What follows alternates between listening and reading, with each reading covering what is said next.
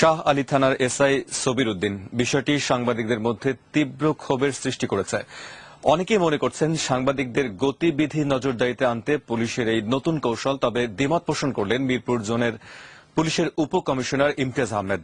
Pranab Chakraborty report.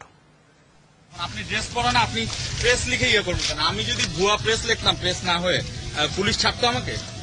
সময় দেন, আমি কথা বলতেছি। এভাবেই নানা কৌশলে সাংবাদিকদের উপর নজরদারি বাড়াতে সাংবাদিকদের পিছে পুলিশ। কথা বলতেছি, আমি তো আপনাদের সাথে কথা বলতেছি, একটু বন্ধ করেন, এটা বন্ধ করে দেবো। মোটরসাইকেলে প্রেস লিখে হরহামেশাই তারা এমন কাজ করছে, যা প্রথমে অস্বীকার করেন মিরপুর থানার এসআই সবির উদ্দিন।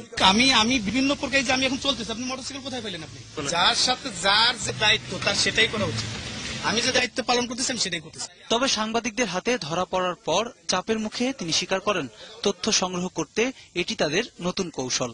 আমাদের বিভিন্ন সময় বিভিন্ন কৌশল অবলম্বন করা লাগে, আমরা কৌশল অবলম্বন করছি। সবচেয়ে ভালো হবে আপনার আমাদের ডিসিসির সাথে কথা বলে। আর এ কাজে সাথে ছিলেন আরো পুলিশ। তখন মোটরসাইকেলটা আমি চিনি না। না, ওনাকে দেখান নেই, আমি মোটরসাইকেল দেখেছি। তবে সাংবাদিক পরিচয়ে ঢাকা সহ সারা দেশে কোনো অনৈতিক কাজের দায় সাংবাদিকদের উপর পড়বে কিনা তার সদুত্তর দিতে পারেনি মিরপুর জোনের উপপুলিশ কমিশনার। অঘটন ঘটানোর কোনো স্কোপ নাই, কারণ কোনো যদি সিচুয়েশন চেঞ্জ হয়, প্রত্যেকটা চেঞ্জিং সিচুয়েশন সে আমাদের সাথে শেয়ার করে, ক্লোজলি মনিটর করা হয়, যার ফলে কোনো কিছু হওয়ার কোনো আসলে সুযোগ থাকে না। আর যেটা আমি একটু স্ট্রংলি বলতে চাই, যেটা আপনি বললেন যে প্রেসকে ব্যবহার করা হচ্ছে, বিষয়টা আসলে তা না। আমরা যা কিছু করছি আইন শৃঙ্খলা রক্ষার জন্য করছি, আমরা এই শহরবাসীকে নিরাপদ রাখার জন্যই করছি। পুলিশের নতুন এই কৌশল স্বাধীন সাংবাদিকতাকে হুমকির মুখে দাঁড় করাবে বলে মনে করে সাংবাদিক সমাজ।